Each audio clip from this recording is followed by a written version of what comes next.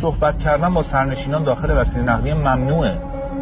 بعد شما خیلی راحت دارید طبخ غذا انجام میدید توی ماشین در زمان حرکت.